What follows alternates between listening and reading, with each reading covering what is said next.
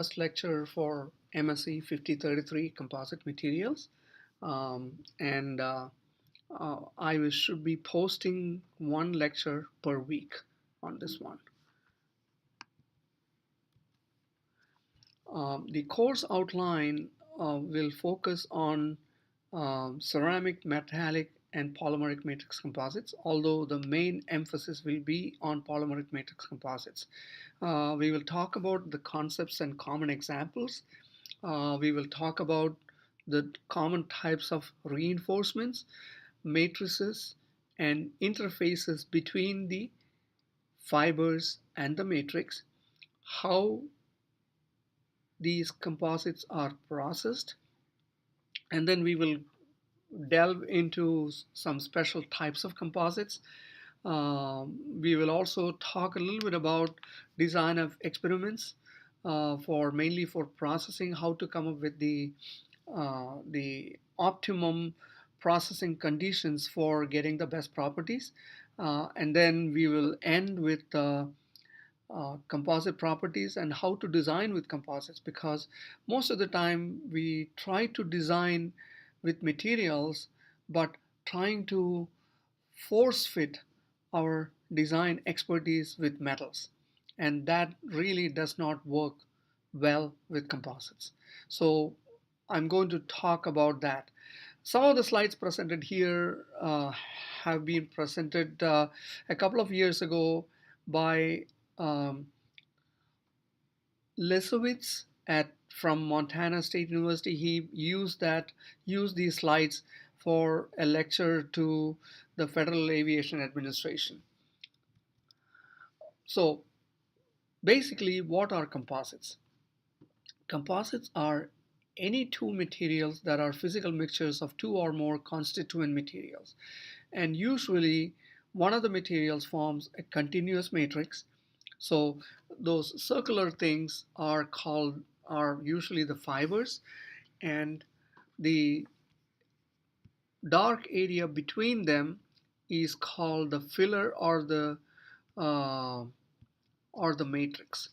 And you see these slight white areas, so that could be considered to be the fiber matrix interface or the interface. In fact, it is the smallest part of the composite, but most of the time they exert the biggest influence. I mean, they have the biggest influence on composite properties. And if you cross section these materials, you can look at what is called the microstructure. So similar to what you see in metals. So uh, instead of two or more different types of matrices, two or different types of uh, phases in metals, you see here fibers and matrix. And sometimes you won't even see these circular things. I mean, you will see like small particles that are used for reinforcement. So you can have different kinds of composites, but typical ones are the ones where the fibers are circular in nature. And typically these particles have at least two dimensions that are on a small scale. Like they can be much smaller than 1 millimeter. Typically they are between 5 to 10 microns, or maybe even 5 microns. And they are visible most of the time only under a microscope. So there are two types of composites that we will talk about mainly in this class. One of them is what I would call a brittle fiber and a ductile matrix. So you can have, say, a ceramic fiber like a carbon or alumina fiber or a glass fiber in a matrix of metal which is ductile. Or you can have a ductile fiber in a brittle matrix. So the matrix is very brittle, but the fibers are pretty ductile, so they can take up a lot of load, and they fail after a large amount of elongation. So Before we delve too much into composites, we have to understand the distinction between a composite and an engineered structure. An engineered structure contains more than one material and is designed to perform a particular function. But and um, but this could be also a composite provided it has its own distinctive properties. That means uh, it can be much tougher than any of its constituent elements alone. It can have some of these constituents can have a negative thermal expansion coefficient, and um, you have a property that is clearly not seen in any one of those individual materials alone. So by combining these two materials, you have a property that is somewhat in between, or you have a property that you could never get with just those two materials alone. There are other points to note, which is mainly the breaking strength. And the breaking strength of fibers of glass, graphite, and many whisker crystals are much greater than that of the bulk properties of those same materials. Why?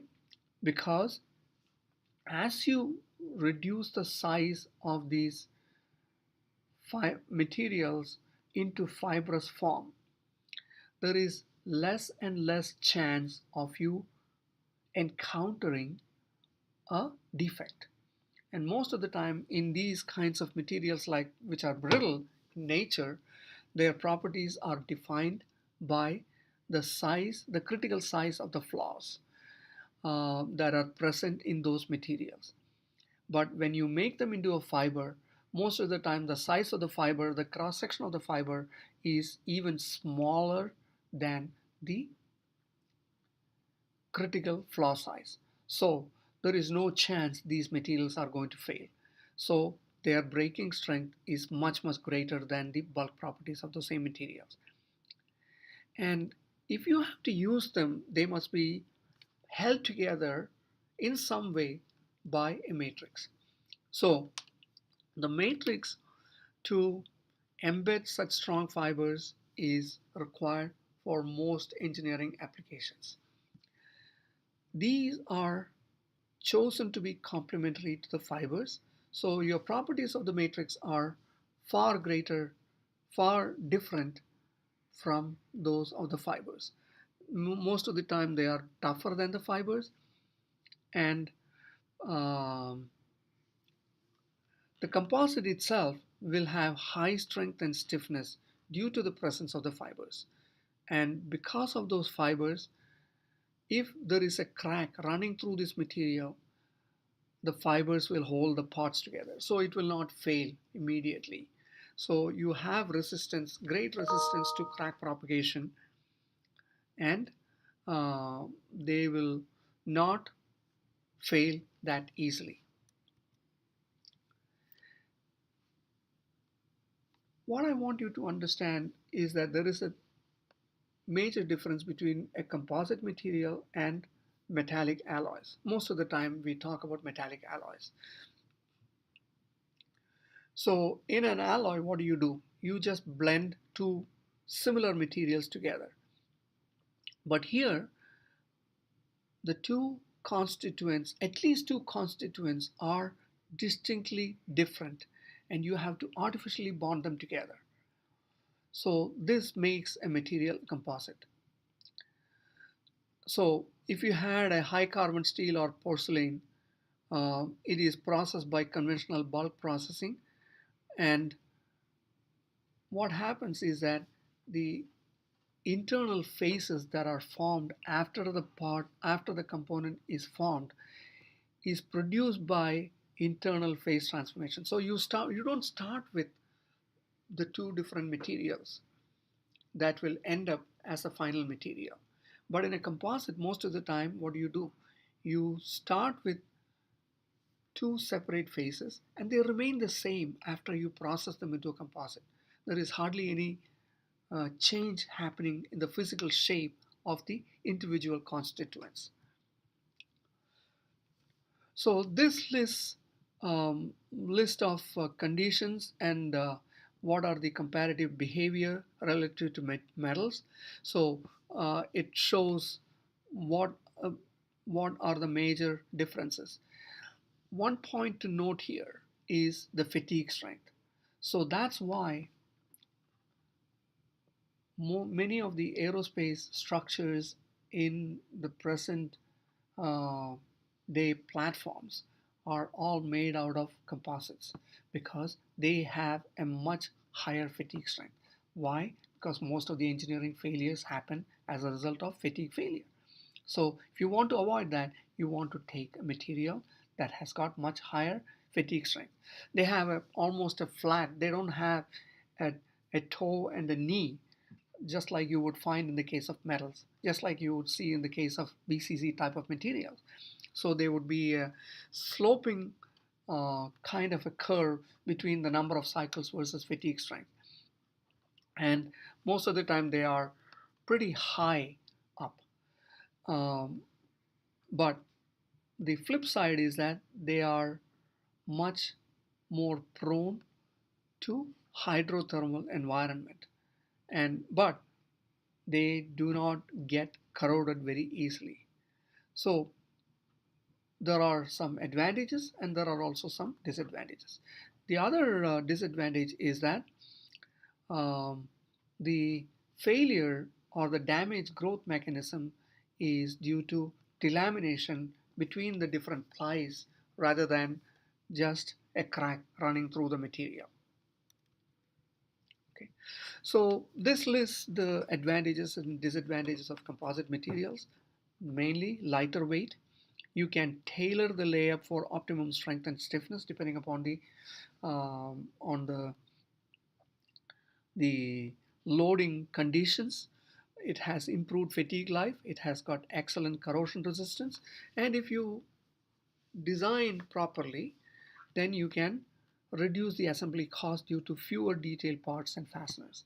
So most of the time you don't have fasteners at all. You may have fasteners, but most of the time you bond them together. You adhesively bond them together rather than uh, bolt them together.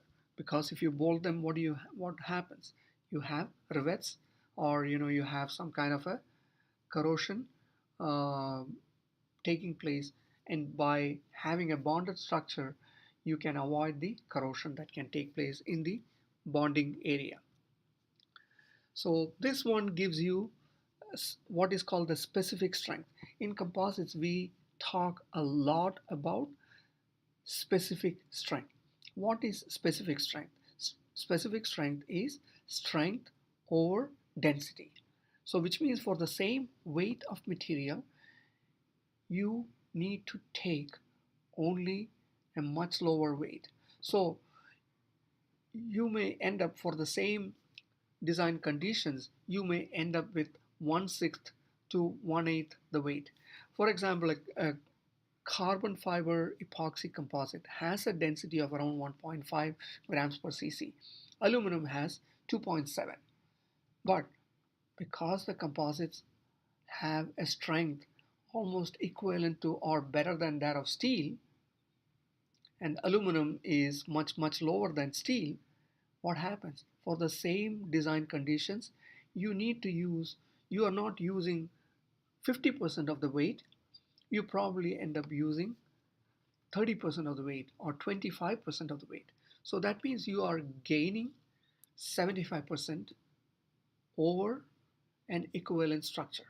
So that's the big advantage. And by tailoring the fiber directions, you can tailor the strength in the specific direction. You can also have relative structural efficiency. So seeing this, you are comparing aluminum versus titanium. Titanium is a great material. So under static conditions, they are it is better than aluminum, but under fatigue conditions, they are not much better than aluminum. But see that of carbon fiber epoxy. And these are not really great carbon fiber epoxy composites. They are just AS type of carbon fibers. They are much, much higher, much, much better carbon fibers now than these listed here. So you can see that in fatigue, they are even better than static conditions. So that's why, wing structures and things like that, a composite is far better than a metal structure. Same thing with comparative fatigue properties. So see this one. You don't even have this kind of a sloping structure. You have almost a flat line. So a million cycles is just a snap of a finger for a composite material compared to titanium or steel or aluminum. And you can have holes and things like that, but it really doesn't really reduce the fatigue strength as a result of the presence of holes.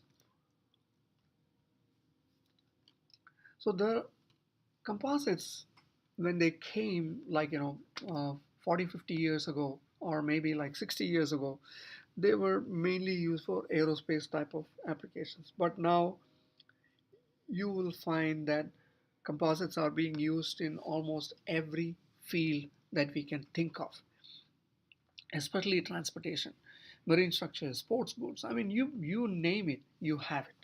Okay, so this compares the use of composite materials in Boeing aircraft. This is just one platform.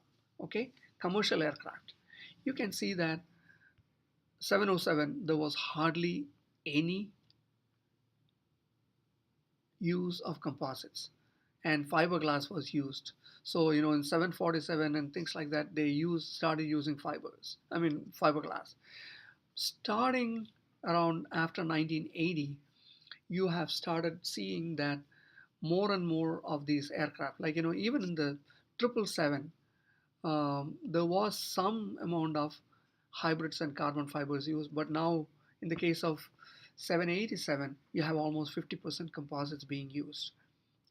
Okay, so and what is happening nowadays is that when these aircraft come back for repairs, like you have this American Airlines repair facility here in Tulsa, the old metallic components that are being replaced with composite parts.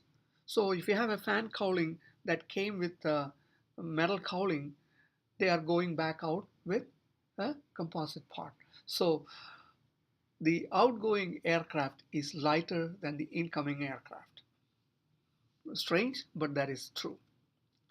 So this one shows the 787 aircraft. So you can see that almost the entire fuselage is made out of carbon laminate. There are sandwiches, fiberglass, aluminum. There is hardly any aluminum at all. And there are some parts that are made out of metals, but most of the time they are not. I mean, the whole thing. So this whole aircraft, I mean, almost the entire aircraft is made out of composites. So what are some other advantages with using composites? You must have flown in airplanes.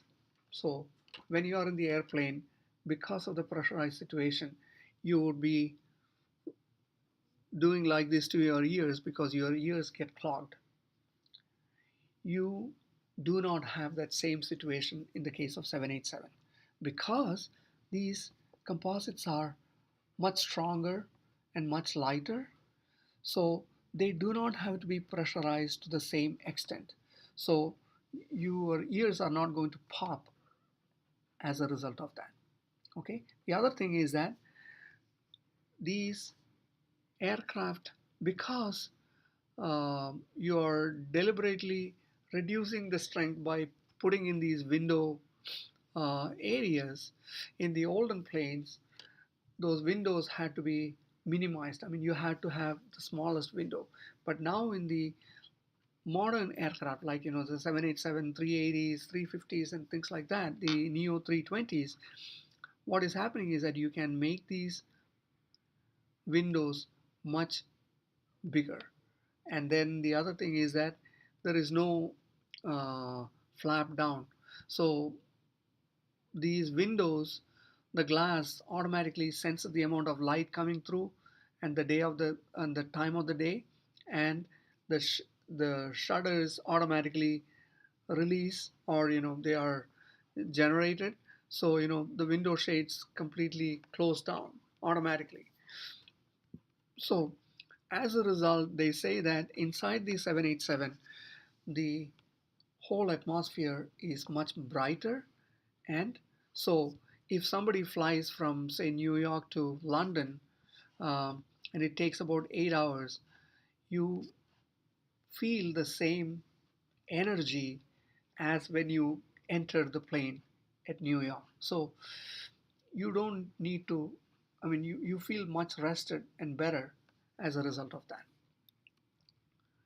So these are some of the military platforms. You can see that. So you can see that the amount of, it started with the F-15 just 2%, but now see this one. JSF is 35% composites. They are trying to make them much more, but they have not done that yet, because I think they are just being extremely cautious about that. So you can see this one, like the composite structural weight in commercial transport and military applications. So you can see that, yeah, see 787 is one of the highest, I think 53% or something like that. And this is only, the 380 is pretty much the same. Okay, yeah, A380 is not that much, but I believe it is around 35% or so. This may not be 100% accurate.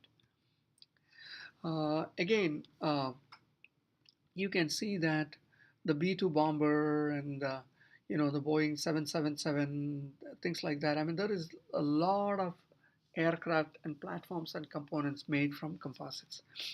So composites are mainly because of the strength and the ability to design them and build them the same eh, time and time and time again. Okay. Similar to that, there is a lot more composites being used in the smaller airplane and rotorcraft type of applications. So military aircraft and commercial transport, they are much more cautious, but the smaller airplane and rotorcraft, they are trying all kinds of stuff here. Okay, so this is one example.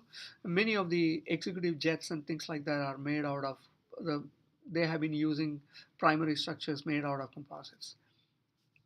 Same thing with like uh, the the solar aircraft made by Scale Composites a couple of years ago that flew around the Earth on. Uh, I don't believe that it had um, any fuel at all. It was completely solar paneled, so made out of composite. Very lightweight aircraft. Uh, Same thing with the business jets and things like that, much lighter weight. And sometimes, some of these jet, like, Raytheon, I believe that the current Raytheon Horizon, they say that it can fly from Los Angeles um, to um, London in one fuel filling, because of the lightweight nature of the composite airplane. Same thing with rotorcraft and things like that. So why is it that we are able to use these composites in these kinds of applications?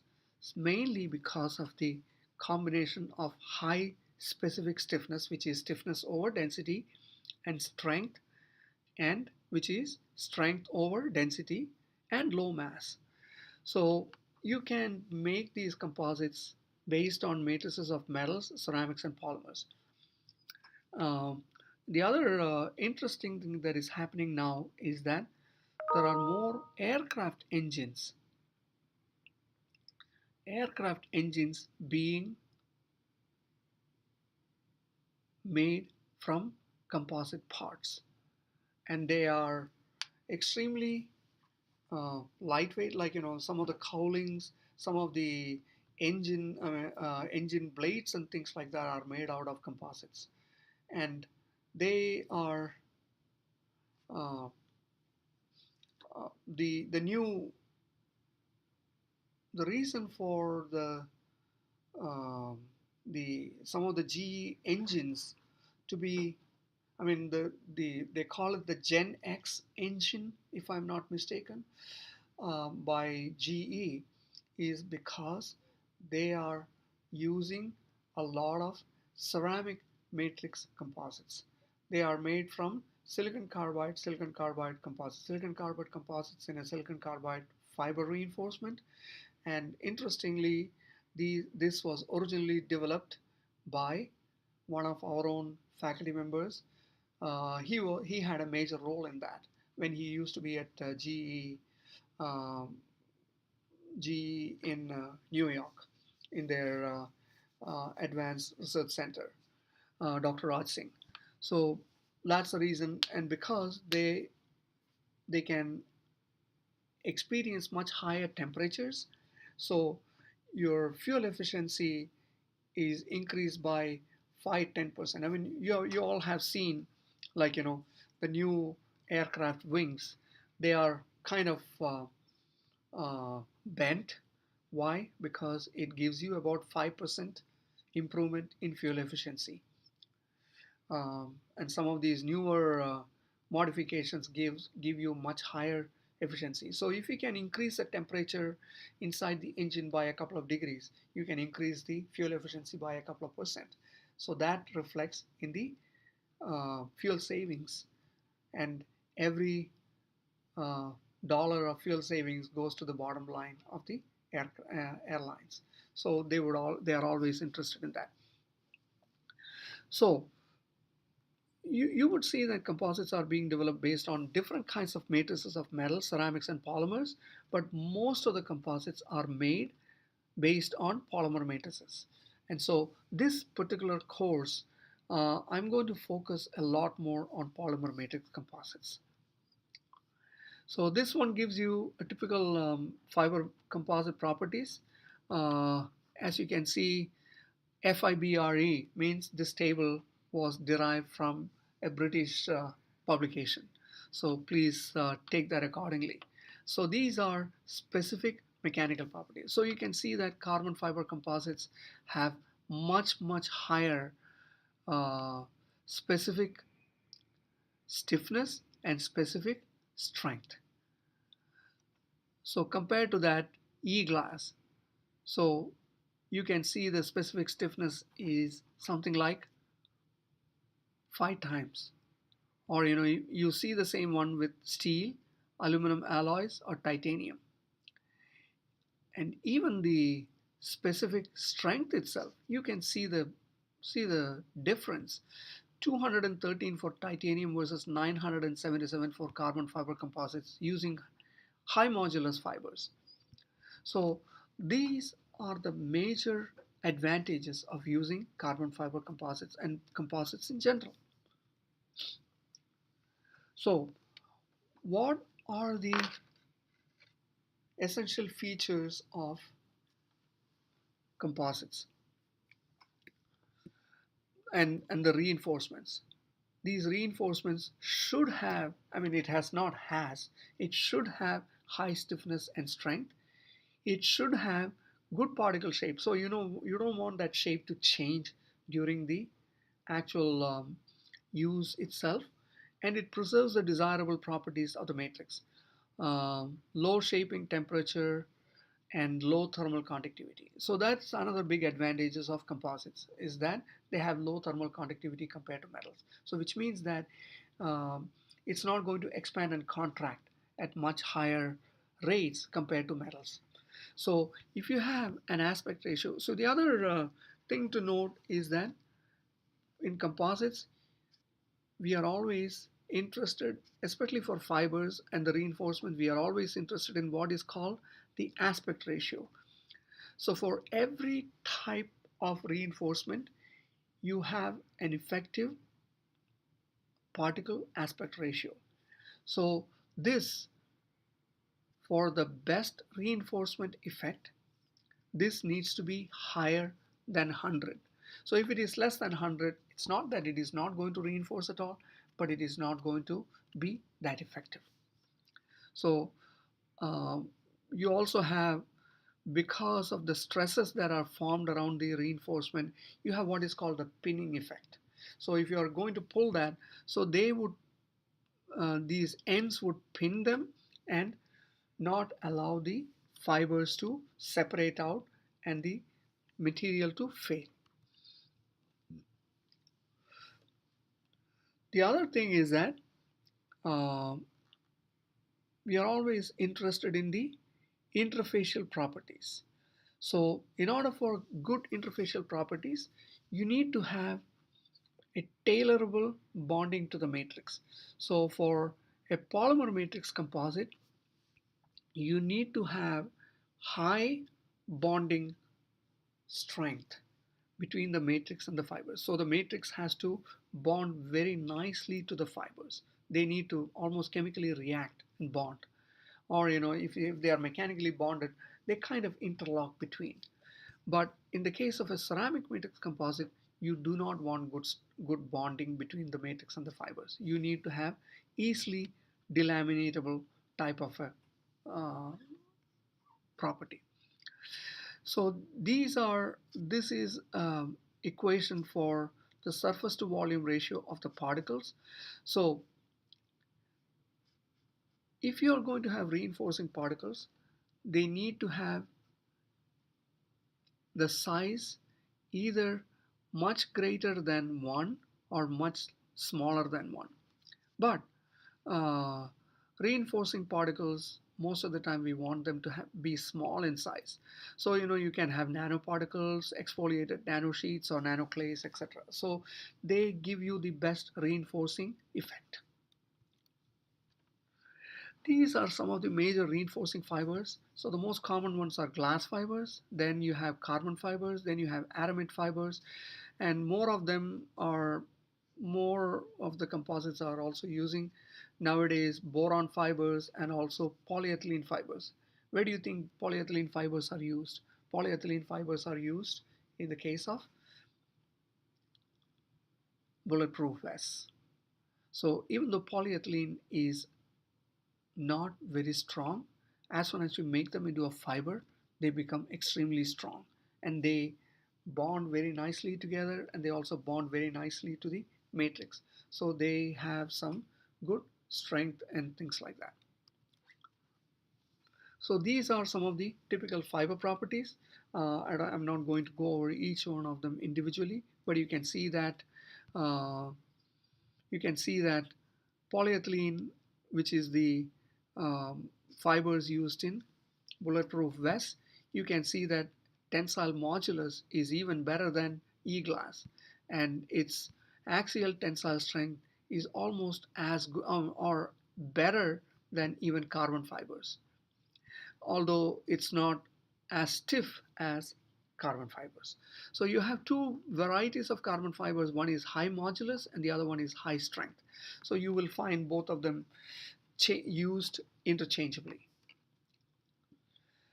Um, Typically polymer matrix, like if you have epoxy resin or thermoset polyester or PEEK, you have different kinds of properties, and most of them is not very strong, but it is there to, I mean, it should have good toughness so that if there is a crack, at least it will kind of mitigate the effects of the crack and hold the material together. So in space, you use these composites in the case of, I mean, like when the shuttle used to be running, especially in areas where there is very high temperature requirements, uh, they were shielded by carbon-carbon, especially at the points where the shuttle was entering the atmosphere after coming back. You also have areas where, like the leading edges and things like that, they were made out of the carbon fiber. Other areas are made from like graphite epoxy or fiberglass epoxy and things like that. So they are not going to experience that higher temperature, but wherever high temperature was experienced, carbon-carbon was used. And the reason for that is carbon-carbon has got one of the highest strength properties, stiffness properties, which does not degrade as a function of increasing temperature, especially when there is no oxygen present. If there is oxygen present, it is only good up to 400 degrees centigrade. But if there is no oxygen present, like in the case of space, then it can go up to 2600, 2700 degrees centigrade, which is the kind of temperature that is present when the shuttle was entering back into the space, into the Earth's atmosphere. So these are some of the common examples of composite manufacturing techniques. Like, mainly you align the fibers in the direction of the stress, and you make generic sheets of the fibers in a polymer matrix, and then you laminate them, and you can have different kinds of methods, variations of the method in making the composite. So this is the most common one. So you take this sheet, laminated sheet, and then you just laminate them together into a composite sheet, composite panel. And most of the time, to get the strength of say quarter-inch to half an inch of a metal part, you only need about 1/16 of an inch or 1/8 of an inch maximum. You do not want anything more than that. Common polymer matrix materials are unsaturated polyesters, epoxies, phenolics, uh, and uh, especially phenolics, especially if you are going to be experiencing really high temperatures. They can be purchased as beach stage resins. I mean, I'm sorry, this one is missing an E. So beach stage resins, it is thermoplastic initially, but then uh, it reacts and becomes a thermoset type of material. You can also have silicones, or if you have high temperatures, you can have metal made composites or ceramic made composites. So glass fibers, there are two types. One is E-glass and the other one is S-glass. So the main difference between E-glass and S-glass is that E-glass is the lower strength, lower cost variety.